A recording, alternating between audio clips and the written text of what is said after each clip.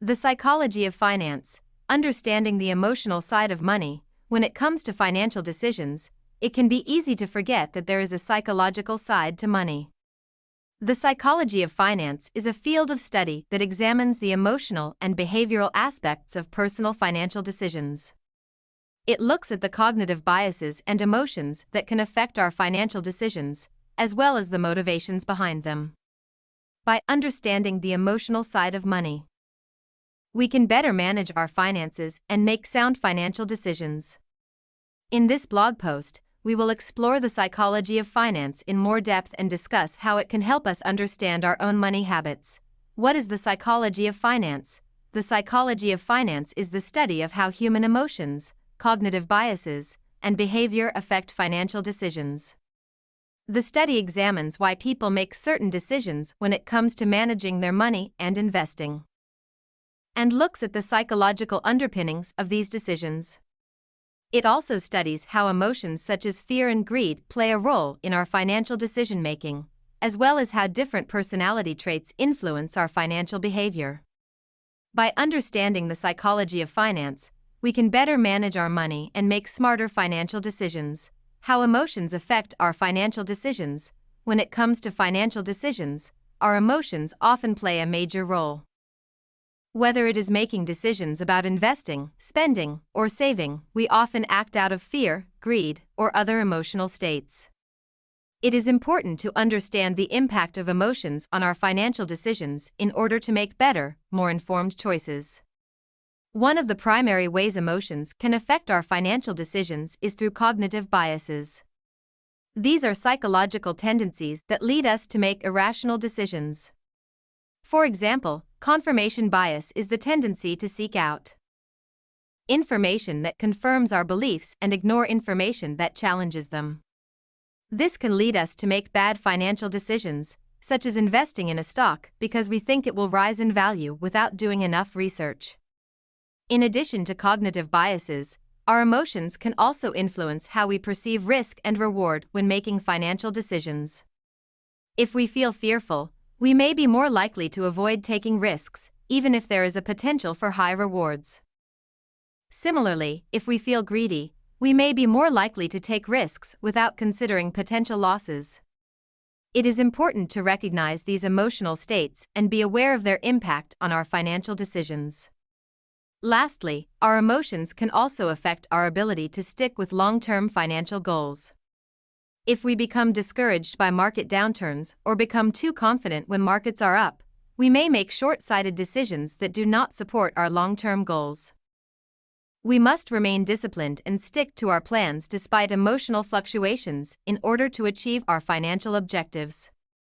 By recognizing how emotions affect our financial decisions, we can make better choices that align with our goals and objectives. The role of cognitive biases in financial decision-making. Cognitive biases are the mental shortcuts that people use to make decisions, and they can have a significant impact on our financial decisions.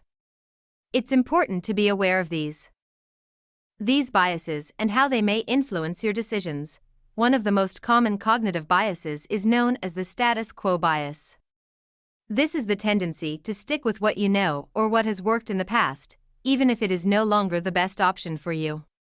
For example, if you've been investing in a particular stock for a long time, you may continue to do so even though it might no longer be the best investment. Another cognitive bias to be aware of is the sunk cost fallacy. This is the tendency to continue investing in something that isn't working simply because you've already invested a lot of time or money into it. The logic behind this is that if you've already invested so much, you might as well continue investing rather than cut your losses. The confirmation bias is another cognitive bias that is common when it comes to financial decision-making. This is the tendency to seek out and accept only information that confirms our existing beliefs and preconceptions, while ignoring anything that challenges them. As such, we can fall into a trap of only ever looking for information that reinforces our existing views and ignoring information that could help us make better decisions. Finally, the overconfidence bias is a cognitive bias that often affects financial decisions. This is the tendency to overestimate our abilities and be overly optimistic about our chances of success. We tend to think we understand more than we actually do, and this can lead us to make risky or ill-advised decisions with our finances. By being aware of these cognitive biases and how they might influence our decisions, we can take steps to avoid them and make better informed financial decisions. The emotional side of money. When it comes to finances, our emotions can play a major role in how we make decisions. Our financial decisions are often based on our personal feelings, values, and beliefs. This means that our emotions can influence the way we approach financial planning, investments, budgeting, and more. Our emotional responses to money can vary greatly depending on our past experiences, current situations, and even our upbringing. For instance, some people may have a negative outlook on money due to a difficult childhood or a series of bad financial decisions. Others may have an overly positive outlook on money due to their parents' successful investments or comfortable lifestyle. Regardless of our past experiences and beliefs, our emotions can still have a major impact on how we handle money. Fear, worry, and guilt can all cause us to make poor decisions when it comes to our finances. On the other hand, confidence, ambition, and greed can lead us to take unnecessary risks. The key is to recognize your emotions when it comes to money and try to keep them in check. When you start to feel anxious or overwhelmed, take a step back and reassess the situation. Find out what's causing the emotional response and work to address it. Then, come up with a plan of action that works for you, one that takes into account both your financial needs and emotional well-being. Recognizing your emotions. When it comes to our finances, understanding our own emotions is key. We need to be aware of our thoughts and feelings when making any financial decision. It's important to acknowledge our biases and try to be as objective as possible. One way to do this is to take a step back and evaluate the situation logically. Ask yourself why you are feeling a certain way and how this could influence your decision-making process.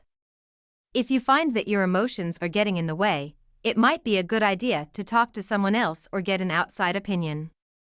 This can help you gain clarity and make more informed decisions. It's also important to remember that there is no one-size-fits-all approach to money. Everyone has different values, goals, and financial situations. Trying to fit into a perfect mold is not realistic or beneficial for your long-term financial health. By recognizing and accepting your emotions and financial circumstances, you can make decisions that best suit you. Finally, don't be afraid to ask for help if needed. If you feel overwhelmed or don't know where to start, reach out to a professional for guidance. A financial advisor or other financial expert can help you develop an effective plan and make decisions with confidence.